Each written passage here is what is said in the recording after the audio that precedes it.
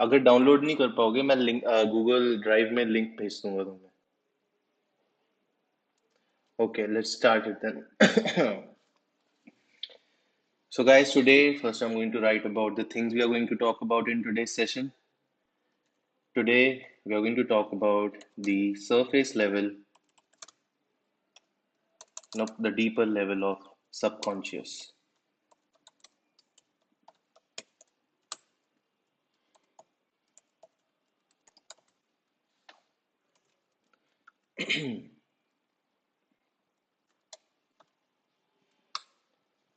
In the previous session, we talked about the deeper level of unconscious. In this session, we are going to talk about the deeper level of subconscious. I told you on the first day, the way I'm going to teach this is first of all, there'll be the core layer. Why are you doing this? Then I'll talk about what to do. And now I'm going to start with what to do, the structure of the game. Okay. So, first thing you're going to learn today is about impulse. Then I'll tell you about desire. Then intent. Then I'll tell you about frame.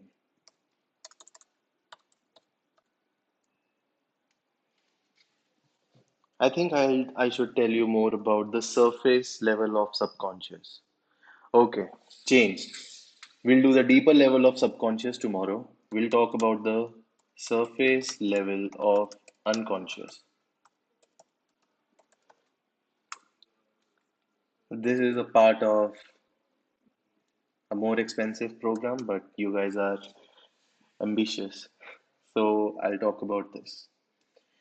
So first thing we'll talk about is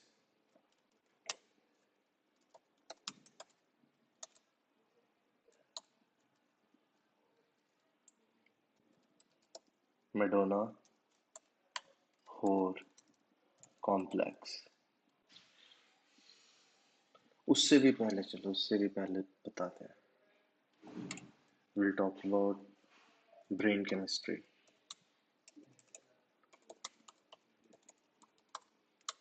Then I'll tell you about Madonna Whore. Then I'll tell you anti-slut defense. Then I'll tell you man as a provider, protector,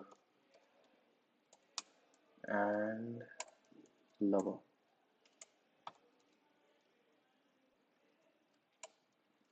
Mm, that's it for today. Yeah? Okay, guys, let's start it then. In today's session, the first thing we are going to talk about is brain chemistry. So, brain chemistry से पहले मैं थोड़ी सी I'll just tell you a bit of history. The word father is a new word. 19th century में आया था. This word came in 19th century, father and mother, son and daughter. When the family unit, family क्या होती है? You'll search on Google what is family. It will give you an answer from the dictionary. So when this family was being defined at that time, this father taken birth. Before father, before that time, there were no fathers. There were uncles. Uncle is an older word. Uncle is older than the word father. Same way, husband is a new word because he's a part of family. Before husband, there were spouses. So you understood one thing till now that fathers came later. पहले uncle होते थे. One woman used to have a lot of mating partners. There was not just one mating partner. You know, here is this thing. You are going on a war. Your kingdom is going on a war. You are in another kingdom. And once you are in this kingdom, this kingdom is defeated. You are going to have sex with the civilian women over there who are single, maybe if you are good guys. Okay, so all the babies they are going to have, they are never going to see their father. So every person, every man is an uncle for them. So that's why later, father came in. So if one woman is having a lot of mating partners, that means Spouses is an older word than the word father. From here, if you even check the etymology of these words, you will understand these words are older than the words I have just told you about. Now let's talk about brain chemistry. We have two parts of our brain, right? The left part of our brain and the right part of the brain. The left part of the brain controls the right part of the body. The right part of the brain controls the left part of the body. Parasympathetic, right? Now, for example, if you're breathing, if major of your inhaling is coming from your right nostril, your left part of the brain is more active. What does that mean? More dominating in nature. You are more thinking in nature. If your left nostril is more active, that means your right part of the brain is active. What does that mean? You are sleepy, you are emotional, you are watching something, you are flowing with emotions at that time. So there are two parts of the brain basically. Now, every part of the brain, the first part, left part of the brain is also having a neurotransmitter, and the right part of the brain is also having a neurotransmitter. So, the neurotransmitter, which is in the left part of the brain, is called as dopamine. What is dopamine responsible for? Dopamine is responsible for motivation, right? And in the right part of the brain, there is another neurotransmitter which is serotonin. Serotonin is responsible for happiness. But this is one brain. Both of these parts talk to each other. So both of the halves of your brain are talking to each other, right? Left part of the brain is having a neurotransmitter which is dopamine, serotonin is in the right part of the brain. Is there any relationship between them? Is there any relationship between dopamine and serotonin? That means, is there any relationship between motivation and happiness? Let's see. Higher levels, I'll write it like this: up D. Higher levels of dopamine is not equal to higher levels of serotonin. If you're very motivated right now, doesn't really mean you're happy. You are lying down on the bed and you know you have given 2000 rupees to go to gym. You're lying down watching phone and you're like, it's the time to go to gym. But you don't want to get up from bed. So this guy is not feeling motivated to get up from bed. What is this? Lack of dopamine. So let's say he watches YouTube videos, like bodybuilders, like pushing, or if you guys are into MMA, like watching fights and motivation, I want to go to gym. And suddenly you feel like, yes, I'm going to gym. So you are pushing yourself, but all of that time, there is just one thing on your body. Your eyebrows are just tensed. Your body is actually producing cortisol at that time because you are forcing yourself to go to the gym. So dopamine is high, but serotonin is not high. You're not happy while going to gym. You want to lie down on the bed. Next relationship. Up S, higher levels of serotonin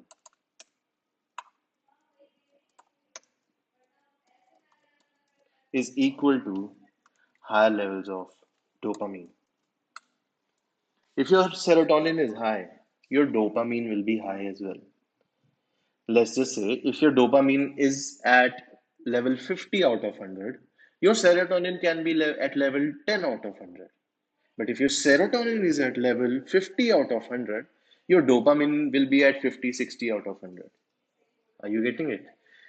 So, what does this mean? This means if you force yourself to do something, you are improving your dopamine.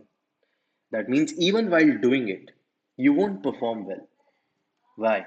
Because you forced yourself to do it. You're not really when you have forced yourself and you're finally at that place, you are not really happy while you're there. You don't really feel you have I was really like bored at home, sad at home. I'm here right now. I'm feeling a bit better than before. Nah, nothing. No serotonin. Serotonin is still there. The serotonin is still at level 10. Dopamine is 50. You've pushed yourself to go out of home. So you are stressed when you're out. But if serotonin is high, you will be having high levels of dopamine. That means if you feel happy while doing something, you will feel more motivated to do it again. Are you getting it? People find motivation to take action, but they'll keep on watching videos to find motivation to take action. So, dopamine is a habit builder. That means if I, let's just say, let's say this my cat died today and I feel so sad. My friend is like, here's a cigarette. I smoke. My brain got a combination. Feel sad, smoke cigarette. But it just happened once. Now let's just say my mother called me and was like, you can't even take care of cat. I'm feeling more sad and guilt. What did my friend just taught me? Sad is equal to cigarette. So I'm more motivated to smoke again. And let's just say then my uh, I have to take this cat and like bury her somewhere. I have to carry the dead body, man. It's like I'm like smoking even more, even just by thinking about this. I see this like digging and just putting. So I'm feeling even more sad. What do? I smoke. So there is a momentum. There is a dopamine build-up. Dopamine is a motivation, a habit builder. So it made you you are habituated to smoke every time you feel sad. If you keep on doing it, you'll smoke every time you feel down, and then smoking will become a part of yourself, and you'll smoke whenever you'll feel like. Before you had triggers to do this, now you'll do it anytime you feel like. Okay, uh, let me do my full screen. Anyways, now I hope you got the difference between you got the relationship between serotonin and dopamine. Now, how do I used to implement it? For example, I'm in my college, I'm studying for my exams, and I'm thinking, dude, I can go out, I can approach girls, I can literally have sex. Why am I studying right now? Why do I have to do this? Like my degree is still in the college. I haven't taken it. I don't need it. So I'm thinking that why am I studying right now? I don't want to. But then I was like, anyways, my mother was like, don't stop the downloading at 99%. And I'm in like second, third year at that time. And I'm like, okay, I have to study. Let's make it interactive so that I don't push myself to study. I won't be able to study then. I know how I study things. So then I started reading a concept. It was VLSI, very large scale integrated circuits. So I'll read a concept, I'll stand, and I'll just start explaining the concept in the air, imagining there are people sitting in front of me. The class is sitting in front of me, and I'm giving a class. And let's just say, I know I don't know answer to this question if my brain asks it. So my brain asks, do you know this? You read the whole concept, but what is this? So I see like, oh yes, a very nice question. Let me just see it. Oh yeah, got it. I reminded myself. So the thing you have asked me is blah blah blah blah blah. So I start explaining to my imaginative friend sitting over there asking me this question. But what's happening? I'm enjoying the process. When I'm enjoying the process, I don't have to push myself to study again. I'm more motivated to create that environment again where I feel happy. Okay, that's the habit builder. So here is the bomb. Women have 50% less serotonin receptors than men. Do you know what does that mean? That means out of like 1 out of 10, how happy do you guys feel? You can write 5, 6, 7, 8, 9, 10, any number you can write. But to be at that same number, a woman will have to work twice hard than you to feel the same level of happiness. She'll have to work twice more than you. So, nature gave them an inbuilt system which can balance this out. Although it's a different organ which is balancing out. But if you don't use it organ, the natural state of a woman will remain 50% less than a man when we are talking about happiness. What do we mean about this? What am I saying over here? What did nature give to them? Nature gave them clitoris. Clitoris. Clitoris is the pleasure center of female body. You know what does that mean? That means when your penis is rubbing inside the vagina, there is a feedback loop to the brain which is sending even more pleasure. We don't have it. You maybe you guys are trying to imagine, but you can't imagine. Can't even imagine. अगर मैं तुमसे पूछूं, if I ask you, do you guys know the taste of tiramisu? If you are like no, how can you imagine? You cannot imagine something जो तुम्हारे जिसके बारे में तुम्हारे दिमाग में कोई raw information भी नहीं. Imagination doesn't stem out of nothing. There was always some raw information in your mind. Your brain just found out patterns over there. So basically, coming back to the point, nature gave them clitoris. So clitoris senses pleasure. Pleasure increases serotonin. Okay. So here is this thing that's happening over here. Earlier, if you see biologically, to be at that same level of happiness as men, she will have to have more sex than men. If you'll have sex now and you are done, she'll have to have sex for even longer period of the time until she is done. Whom do you see in porn videos like screaming like, yes, I want more? It's never the men. Actually, some part of porn is shown correct where women is wanting it more than men. It's this is how it is if we see it evolutionarily. This is how it is with my mother. This is how it is with everyone's mother. This is how it is with every woman in the world. Are you getting it? If she wants to feel at that, if she wants to feel the same happiness you are feeling, her best option is to sense pleasure out of the natural biological system which is given to her. This is the hardwiring of the brain. But here is this thing. Then at that time, people were hunters and gatherers. That means there was no agriculture. Like this is, there is no individual property to people. That means this is your land, this is my land. This is a king's land, kings give the land. Okay. So at that time, uh, women used to be more biologically inclined. That means they used to have even more sex. But then agriculture came in. And when agriculture came in, this was when personal property came in. I hope till now you guys have understood women want sex more than men.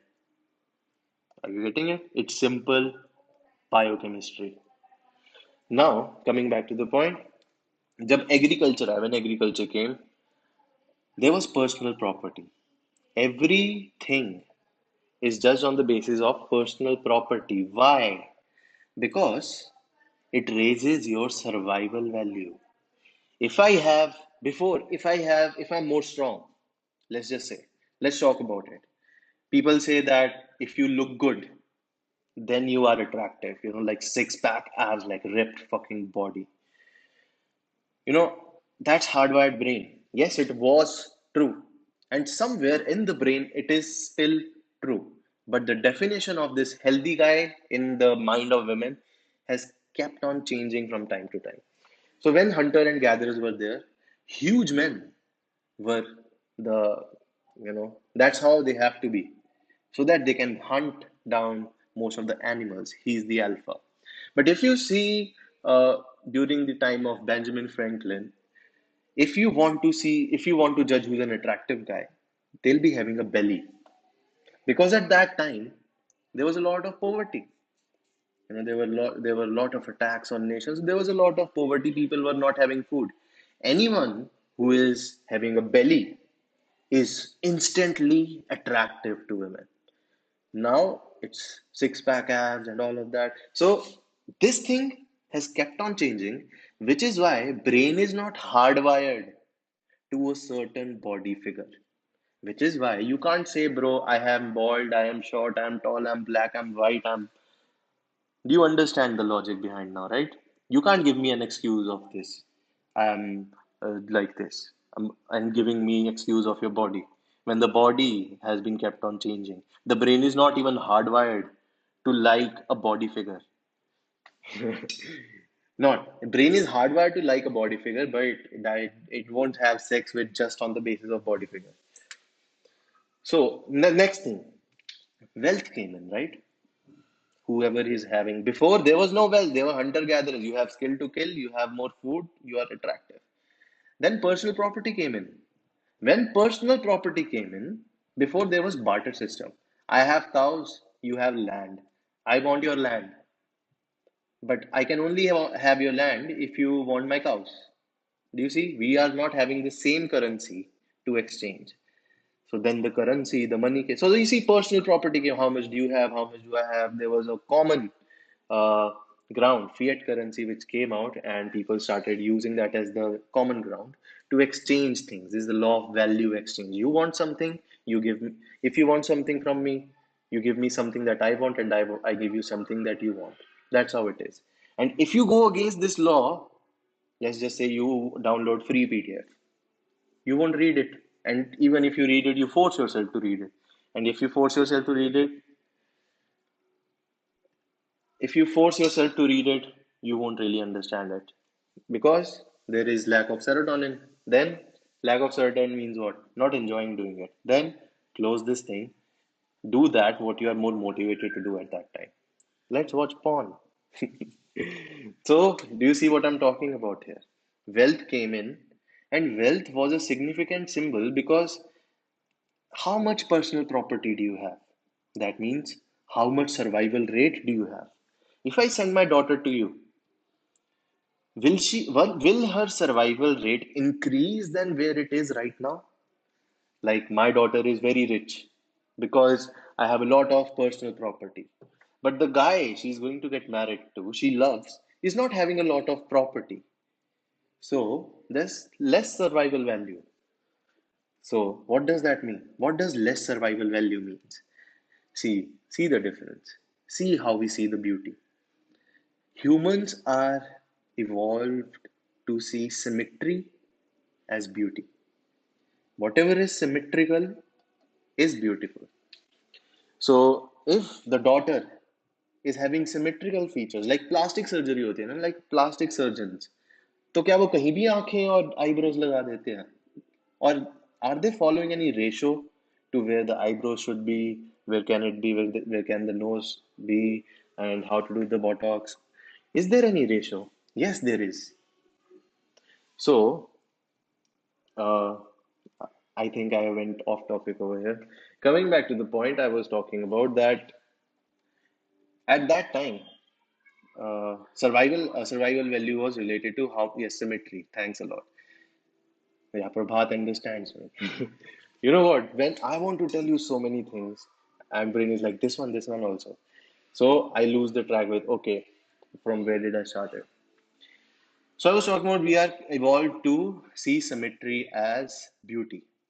Whatever is symmetrical is beautiful. So if the daughter is symmetrical features, she is beautiful. The father or the daughter will choose to look for a guy having high survival value. The brain is hardwired to do this, was hardwired to do this. Again, like the brain was hardwired to see a certain kind of health figure as attractive, and it kept on changing. Same way, what kind of person is attractive in terms of wealth also kept on changing. Okay.